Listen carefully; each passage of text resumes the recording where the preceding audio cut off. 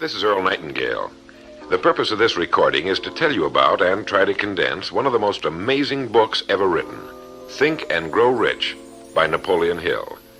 Without question, this single book has had a greater influence on the lives, accomplishments, and fortunes of more individuals than any other work of its kind. All over the free world, there are literally thousands of successful men in all lines of work who are where they are today because they once picked up and bought a copy of Think and Grow Rich, and they'll be quick to tell you so. I first discovered this remarkable book in the fall of 1949. It was of enormous help to me. It helped me decide once and for all how I was to accomplish my goal. It unified my thinking and gave me a straight, clear road to the point I had decided to reach. One of my closest friends found the book several years ago and stayed home for 3 days reading and digesting its material, and he then went on to reach the top in his industry.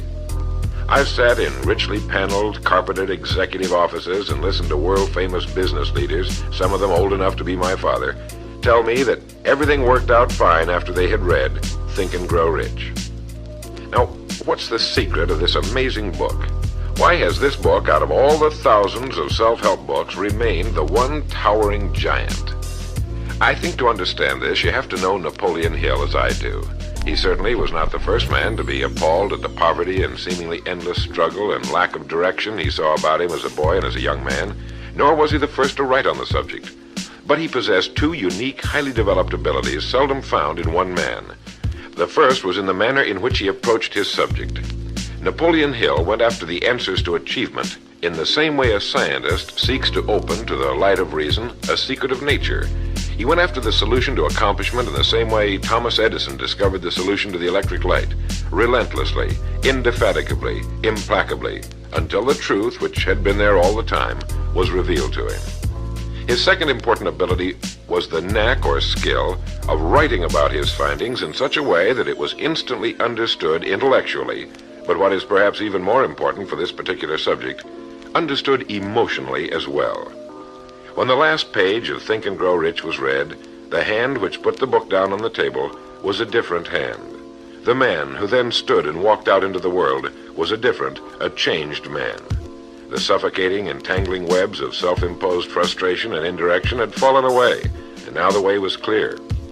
The man was now the possessor of the unique, unseen talent for turning dreams into reality, thoughts into things. So-called fate or the idle effects of exterior circumstances were no longer in command. He who had been a passenger was now, suddenly, the captain. To begin, we have to understand the simple truth, the principle or philosophy which lies as the supporting structure of this work. Unless whatever it is you build is based on truth, you will end with the entire structure fallen and scattered about you like the armor of Homer's ancient warriors. It simply cannot stand. It cannot withstand the test of time. The reason Think and Grow Rich has withstood the test of time is because it rests on the broad, clean foundation upon which may also be found every accomplishment of man. The clear, unchallengeable fact that everything begins with an idea. A philosophy based on the fact that riches of every kind begin with the state of mind, that one may start with nothing but thoughts, ideas, and organized plans. Thoughts are things, incredibly powerful things, when mixed with definiteness of purpose, persistence, and a burning desire for their translation into material objects or riches, riches being whatever it is you happen to want. Wise men have been saying this for centuries, and just recently Charles A. Cerami wrote, "The truth is that the human mind is as real an organism as any muscle in the body, but far greater in potential power, and like muscle fiber, it can be strengthened to lead on to unimagined conquests." So this, then, is the truth on which Think and Grow Rich is based. If you know what you want, and if you want it strongly enough to muster the kind of persistence that simply cannot be stopped, you will most certainly achieve it. By controlling your mind, you can control your destiny here on Earth. With this as our foundation, let's talk about Napoleon Hill's famous 13 proven steps to riches as found in his book Think and Grow Rich, remembering, of course, that riches are whatever it is you happen to want. And right here, let me make two important points. The first is that whenever you listen to this record, have a notebook handy and make notes as we go along. The second is that This record was produced for your own personal use, to go with you on your own exciting journey. To play this record for a group will prove to be of only temporary help. Make sure you have your own personal copy to play again and again, particularly at those times when you may feel yourself getting off the track. And now, Napoleon Hill's famous 13 Principles. You will notice that we have separated each principle by banding them on the record. In this way, you're given quick access to any particular principle to which you may wish to return for reference. The first principle, desire. Here is the starting point for all achievement, the first step toward riches. But it's right here that we so often run into a stumbling block. A person will say, I know what I desire, but can I get it? We'll get into this business of doubt later, but once and for all, let's clear up this point. This point of whether or not you can accomplish that which you desire with all your heart. I think it was best expressed by Emerson, who wrote, "There is nothing capricious in nature, and the implanting of a desire indicates that its gratification is in the constitution of the creature that feels it." In other words, you would not have the desire unless you were capable of its achievement. Each of us has a built-in governor, and our desires are modified by our abilities and leanings. Whatever it is that you desire with all your heart, understand once and for all that it can and should be yours. In Think and Grow Rich, Napoleon Hill cites example after example of why your burning desire is nothing more than an accurate picture of what you will one day become. So right here, firmly establish in your mind that which you desire more than anything else. For, as Helvetius put it, by annihilating the desires, you annihilate the mind. Every man without passions has within him no principle of action, nor motive to act. A good way to determine whether or not you really have a burning desire is to examine the way you go after it. If you go after that which you think you desire tentatively, timidly, in an attempt to play it safe, you don't have a burning desire at all. You can't get to second base if you keep one foot on first. But if you're willing to burn your bridges behind you and say once and for all, this is it, this is what I will do, and I will never retreat, I'll never go back, then you have the sort of desire that can only end in success. It takes that kind of resolve to be able to keep picking yourself up after the falls you're bound to take. The only people who don't make mistakes are those who never try anything. The timid feeders in the lagoon who never venture into the broad deep sea beyond. While these principles will work for anything you may want, a more harmonious home life, a more successful career, for our example, let's say your desire happens to be more money, to better care for your family and provide for your future years, to get your share of the prosperity that lies ahead. Napoleon Hill gives us 6 definite, practical steps to follow. 1. Fix in your mind the exact amount of money you desire. It is not sufficient merely to say, I want plenty of money. Be definite as to the amount. There's a psychological reason for definiteness, which will be described in a subsequent principle. Number 2, determine exactly what you intend to give in return for the money you desire. There's no such reality as something for nothing. 3, establish a definite date when you intend to possess the money you desire. And 4, create a definite plan for carrying out your desire and begin at once, whether you're ready or not, to put this plan into action. 5, write out a clear, concise statement of the amount of money you intend to acquire, name the time limit for its acquisition, state what you intend to give in return for the money, and describe clearly the plan through which you intend to accumulate it. 6, read your written statement aloud twice daily, once just before retiring at night and once after arising in the morning. As you read, see and feel and believe yourself already in possession of the money, or whatever your goal happens to be. It's important that you follow these instructions to the letter. Play this part of the record over until you have it down to your satisfaction, for this is by far the most important of the 13 principles, and this chapter of the book ends with these words.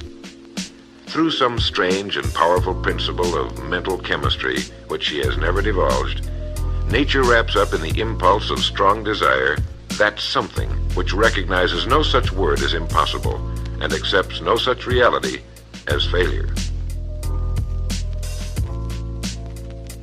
The second principle is faith.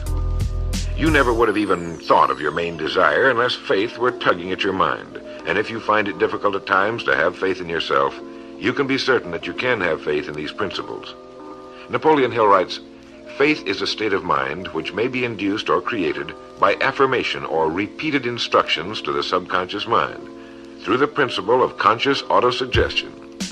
Conscious autosuggestion simply means a suggestion by yourself to yourself, just as an autobiography is a biography written by the person it's about. By getting a mental image of yourself already having accomplished your main desire over and over again, you will muster the faith you need. Faith is vital to accomplishment. The Emperor Napoleon once said, "All the scholastic scaffolding falls as a ruined edifice before one single word, faith." Pascal said, "Faith affirms many things respecting which the senses are silent, but nothing which they deny. It is superior to their testimony, but never opposed to it." Goethe said, "Epochs of faith are epochs of fruitfulness, but epochs of unbelief, however glittering, are barren of all permanent good." And as Schlegel put it, "In actual life, every great enterprise begins with and takes its first forward step in faith." Have faith that you can accomplish that which you seek, for you would never have decided upon it unless it was meant for you to accomplish. In his chapter on faith, Napoleon Hill gives us a self-confidence formula. First, I know that I have the ability to achieve the object of my definite purpose in life, therefore I demand of myself persistent, continuous action toward its attainment, and I here and now promise to render such action. Second, I realize the dominant thoughts of my mind will eventually reproduce themselves in outward physical action and gradually transform themselves into physical reality. Therefore, I will concentrate my thoughts for 30 minutes daily upon the task of thinking of the person I intend to become, thereby creating in my mind a clear mental picture of that person. Third, I know through the principle of autosuggestion, any desire that I persistently hold in my mind will eventually seek expression through some practical means of attaining the object back of it. Therefore, I will devote 10 minutes daily to demanding of myself the development of self-confidence. Fourth, I have clearly written down a description of my definite chief aim in life, and I will never stop trying until I have developed sufficient self-confidence for its attainment. Fifth, I fully realize that no wealth or position can long endure unless built upon truth and justice. Therefore, I will engage in no transaction which does not benefit all whom it affects. I will succeed by attracting to myself the forces I wish to use and the cooperation of other people. I will induce others to serve me because of my willingness to serve others. I will eliminate hatred, envy, jealousy, selfishness, and cynicism by developing love for all humanity, because I know that a negative attitude toward others can never bring me success. I will cause others to believe in me because I will believe in them and in myself. In rereading Think and Grow Rich so that I could write this condensation for recording, I was forcibly struck all over again by this great chapter on faith, particularly the examples of how some of the world's greatest men have accomplished what appeared to be impossible through faith. The third principle is autosuggestion. Now, we've already touched on this. This chapter of the book tells us how, through repeated suggestion, the subconscious mind can be put to work for us. It is the faculty of being able to concentrate your mind on your burning desire until your subconscious mind accepts it as fact and begins to devise ways of bringing it about. Here is where hunches come from, sudden flashes of thought or inspiration, guidance. The instructions given in connection with the 6 steps in the second chapter will now be summarized and blended with the principles covered by Napoleon Hill's chapter on autosuggestion. First, go into some quiet spot, perhaps in bed at night, close your eyes and repeat aloud, so you may hear your own words, the written statement of the amount of money you intend to accumulate, or a careful reaffirmation of whatever your goal happens to be, the time limit for its accumulation, and a description of the service or merchandise you intend to give in return for the money. As you carry out these instructions, see yourself already in possession of your goal. For example, suppose that you intend to accumulate $50,000 by the 1st of January 5 years from now, that you intend to give personal services in return for the money in the capacity of a salesman. Your written statement of your purpose should be similar to the following. By the 1st day of January, 19, whatever it happens to be, I will have in my possession $50,000, which will come to me in various amounts from time to time during the interim. In return for this money, I will give the most efficient service of which I am capable, rendering the fullest possible quantity and the best possible quality of service in the capacity of salesman of, and here describe the product or service you intend to sell or whatever it is you do for a living. It goes on. I believe that I will have this money in my possession. My faith is so strong that I can now see this money before my eyes. I can touch it with my hands. It is now awaiting transfer to me at the time and in the proportion that I deliver the service I intend to render in return for it. I am awaiting a plan by which to accumulate this money, and I will follow that plan when it is received. Second, repeat this program night and morning until you can see in your imagination the money you intend to accumulate. Third, place a written copy of your statement where you can see it night and morning and read it just before retiring and upon arising until it's been memorized. As you carry out these instructions, you are applying the principle of autosuggestion. The fourth principle is specialized knowledge. It is here that I think Napoleon Hill makes a very important point. Knowledge is power only to the extent that it is organized into a definite plan of action and directed to a definite end. To quote from the book, before you can be sure of your ability to transmute desire into its monetary equivalent, you will require specialized knowledge of the service, merchandise, or profession which you intend to offer in return for fortune. Perhaps you may need much more specialized knowledge than you have the ability or the inclination to acquire. And if this should be true, you may bridge your weakness through the aid of your mastermind group. More on this later, but for now realize that you must learn all you can about your specialty. Set aside a definite time every day for learning more about what it is you do for a living. Take the courses that are offered on your subject and associate with men who know your business well. The fifth principle is imagination. The imagination is literally the workshop wherein are fashioned all plans created by man. The impulse, the desire is given shape, form, and action through the aid of the imaginative faculty of the mind. It has been said that man can create anything he can imagine.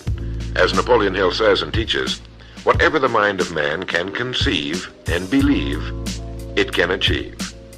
Man's only limitation within reason lies in his development and use of his imagination and subsequent motivation to action.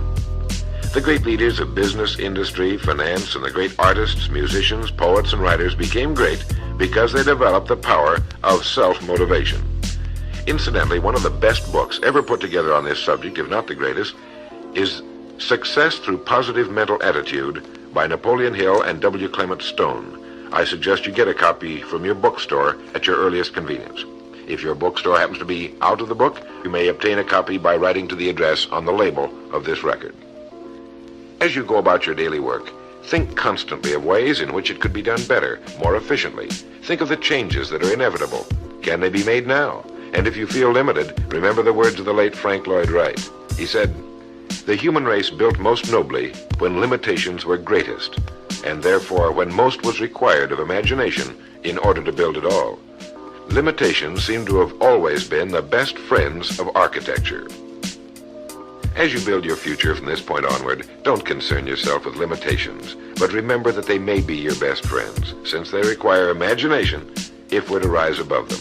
And as Beecher said, the soul without imagination is what an observatory would be without a telescope. Now, if you'll turn this record over, we'll get to the sixth principle. The sixth principle is organized planning.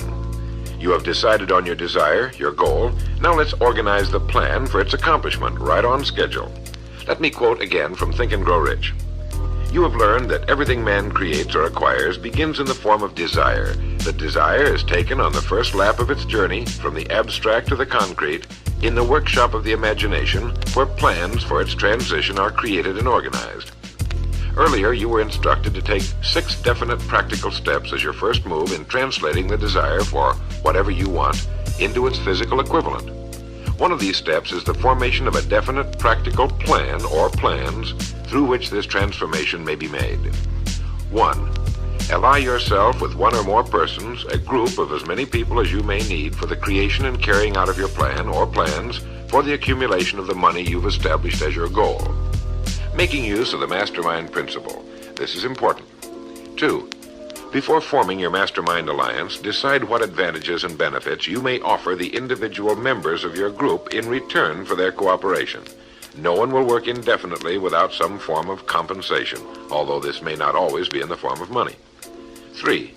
Arrange to meet with the members of your mastermind group at least twice a week, and more often if possible, until you have jointly perfected the necessary plan or plans for the accomplishment of your goal. 4. Maintain perfect harmony between yourself and every member of your mastermind group. Keep in mind these facts. First, you're engaged in an undertaking of major importance to you. To be sure of success, you must have plans which are faultless.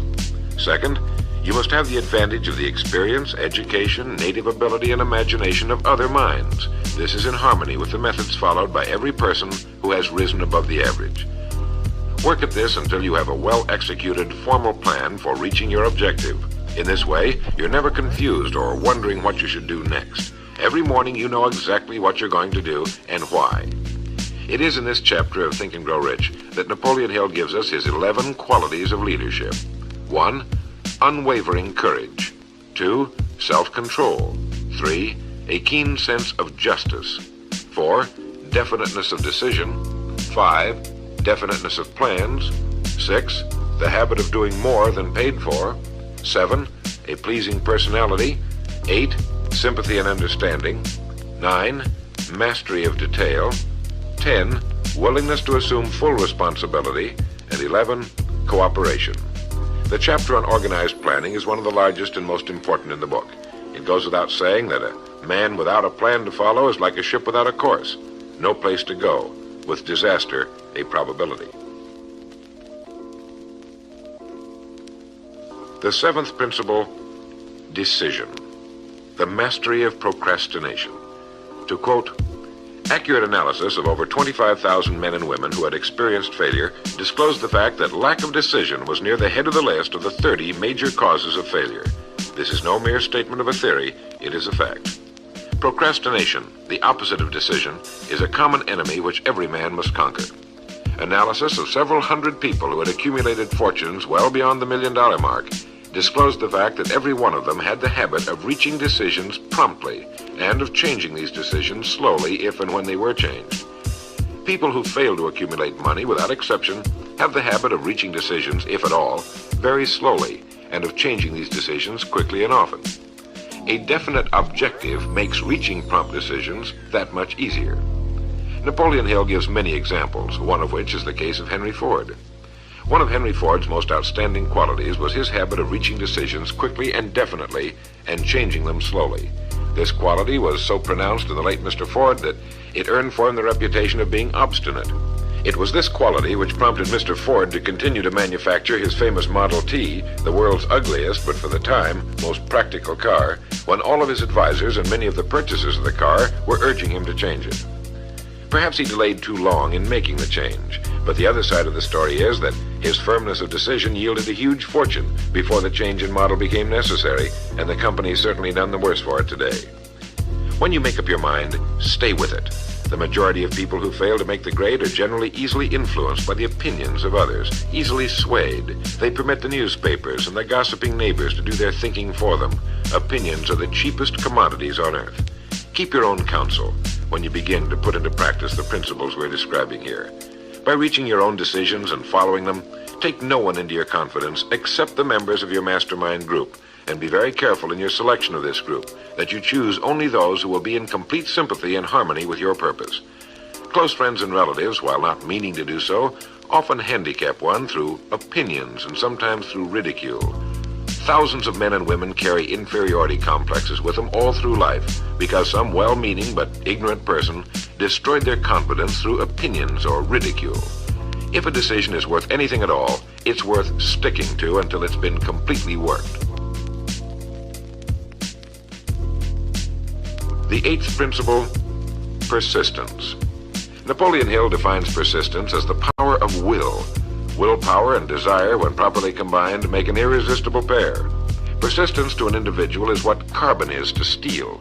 In uncounted thousands of cases, persistence has stood as the difference between success and failure.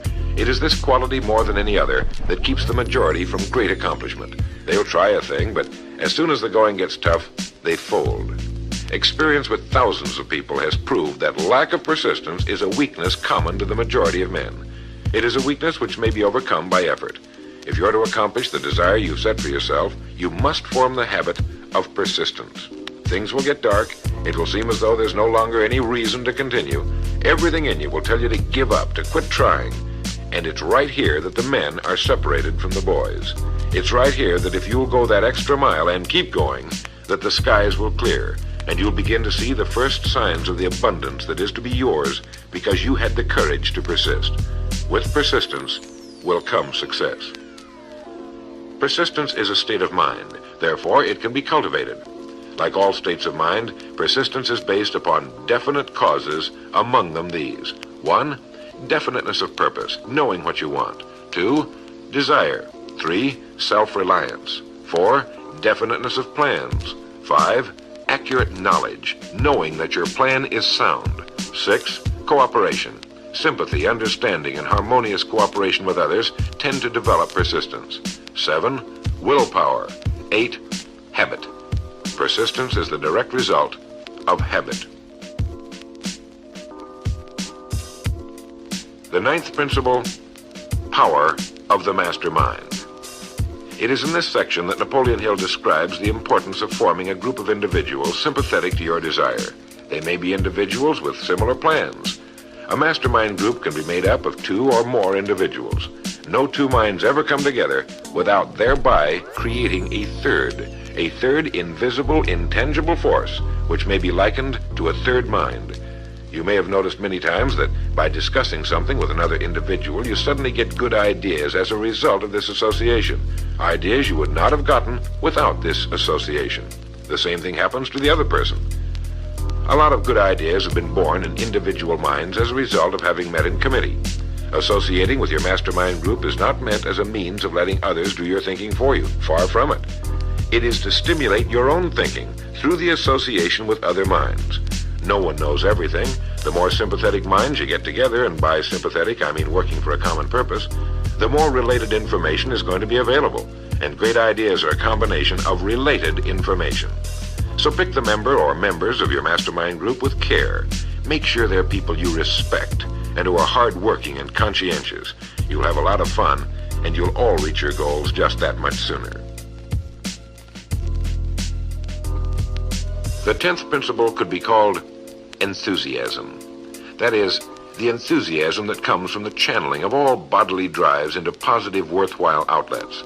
It is in this chapter that Napoleon Hill describes the importance of the woman, the one and only woman, in the achievement of a worthwhile goal.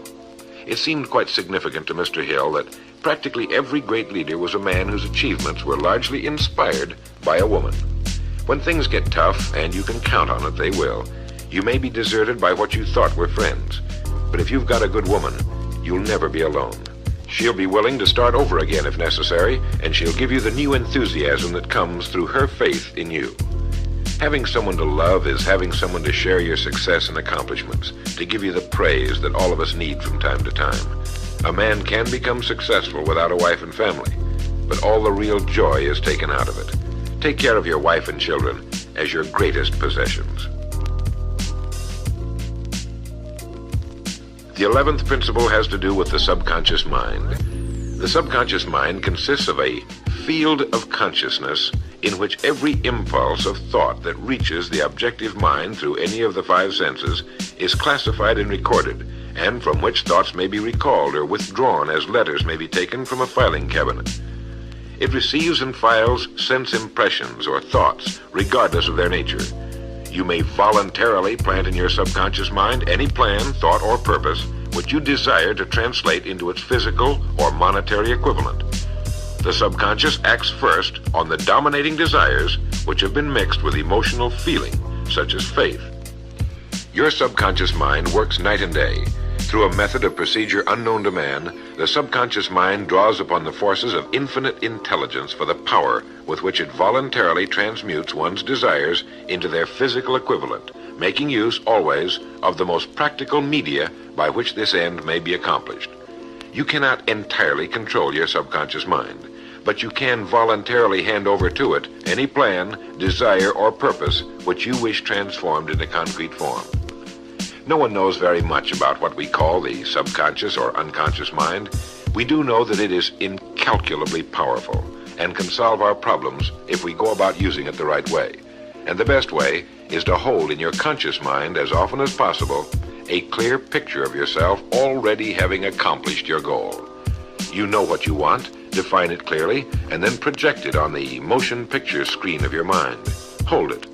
See yourself doing the things and having the things you'll have when your objective will have been reached. Do this as often as possible as you go about your daily work, and particularly at night, just before you go to sleep, and the first thing upon arising. As you do this, your subconscious will begin to lead you in the most logical ways toward your objective. Don't fight it. Follow your sudden hunches, the ideas that come into your mind, knowing that it's your subconscious trying to get through to your conscious mind. If you'll keep at this, you'll be amazed and delighted by the wonderful ideas that just seem to come from nowhere. In the next principle, we'll talk some more about this sixth sense that seems to control the lives of the great men and women, but it comes from a systematic triggering of the subconscious mind. The lives of the great men and women, which seem miraculous to the average person, are nothing more than the fulfillment of their burning desires through the power of their subconscious minds. Time means nothing to your subconscious. A man could work steadily at his job for 40 years and not accomplish as much as is possible in 3 or 4 years through the proper working of this principle. Your subconscious mind cannot remain idle. If you fail to plant desires in your subconscious mind, it will feed upon the thoughts which reach it as a result of your neglect. Remember that you're living daily in the midst of all manner of thought impulses which are reaching your subconscious mind without your knowledge. Some of these impulses are negative, some are positive. You are now engaged in trying to help shut off the flow of negative impulses and to aid in voluntarily influencing your subconscious mind through positive impulses of desire. When you achieve this, you will possess the key which unlocks the door to your subconscious mind. Bulwer wrote, "The man who succeeds above his fellows is the one who, early in life, clearly discerns his object and toward that object habitually directs his powers. Even genius itself is but fine observation strengthened by fixity of purpose. Every man who observes vigilantly and resolves steadfastly grows unconsciously into genius." The key word there is unconsciously. Know what you want. Decide once and for all that it will be yours. Remain steadfast on course, propelled by faith, and your subconscious or unconscious mind will do the rest. The 12th principle, as outlined in Think and Grow Rich by Napoleon Hill, has to do with the brain. If you had access to all the wealth in the world and took a penny, you would be doing exactly what you very probably have been doing in the use of your brain. Nothing in the world is more pitiful than the misunderstanding by the average person of the power of his brain and the minds to which it is connected, the conscious and the subconscious. You own in your brain the most marvelous, miraculous, inconceivably powerful force the world has ever known. Take, for example, the fact that the number of lines which connect the brain cells with one another equal the figure 1 followed by 15 million ciphers.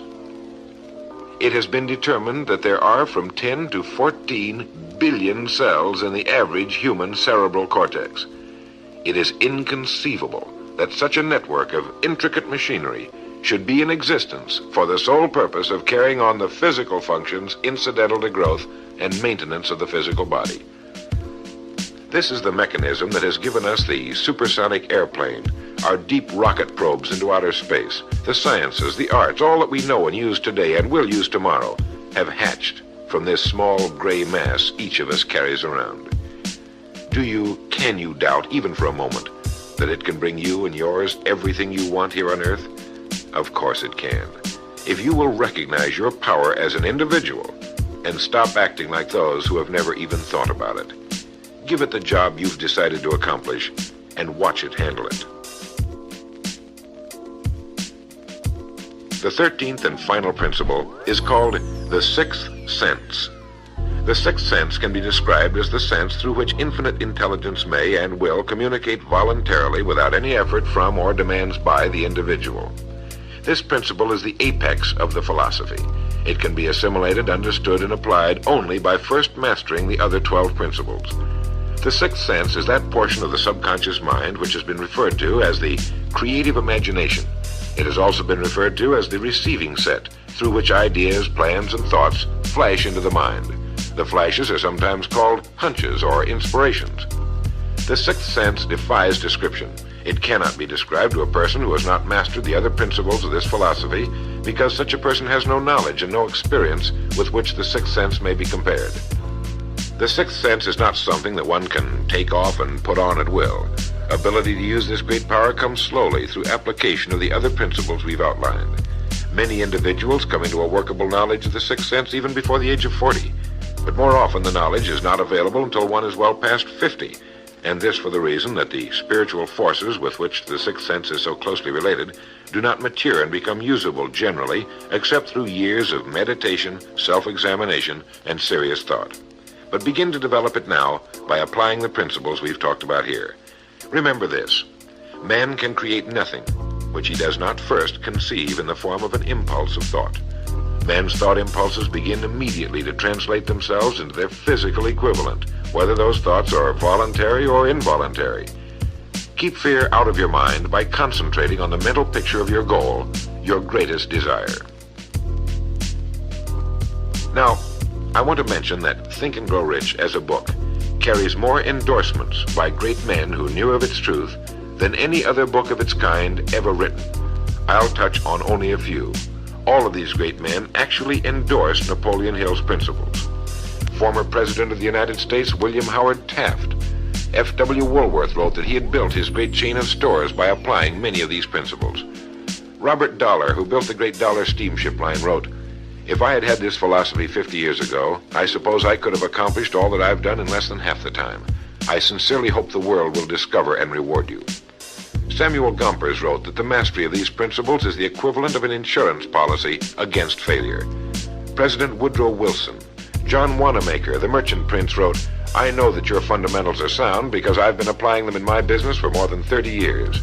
George Eastman, the world's largest maker of cameras, Thomas Edison, Luther Burbank, Theodore Roosevelt, E.M. Statler, John D. Rockefeller. I think you know that the endorsements of these great men could not have been bought with all the money in the world. What we have been talking about here can change your life, can bring you anything and everything worthwhile you want in life for yourself and your family. Cut yourself away from the average, from the mediocre, and chart your course on the dream in your heart. These 13 principles will never let you down, as long as you use them.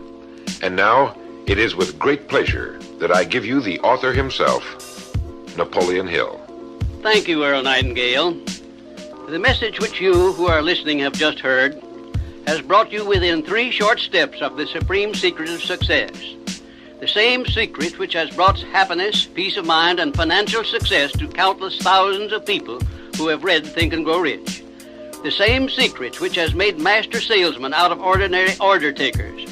And the same secret which has brought friendship, love, and marriage to men and women who have come under the spell of the 13 principles which Earl Nightingale has just described.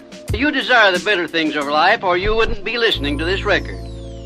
Come with me then, and I will help you chart your course so you may acquire whatever it is that you desire most in life by following these instructions. 1. Condition your own subconscious mind to work for you while you sleep as well as when you are awake. You can do this by playing this record to yourself every night just before you retire.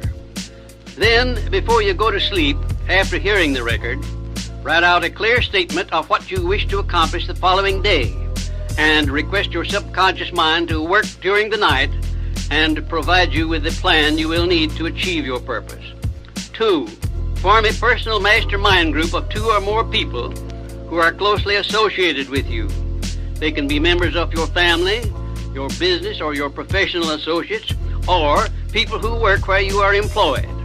And play this record in their presence at least once a week. After you have done this, engage in a friendly roundtable discussion of the 13 success principles and request each person in the group to participate and to look for inspirational ideas which may help him or her to become more successful. 3. Beginning now, follow the habit of rendering more service and better service than that which is expected of you, and do it in a pleasing, positive mental attitude. This will make friends for you, it will increase the value of your services, and it will attract opportunities by which you may get from life whatever it is that you most desire. Follow these instructions to the letter, and you will surely see the day when you can express a prayer of gratitude for having had the privilege of hearing and acting on the message which Earl Nightingale has given you through this record.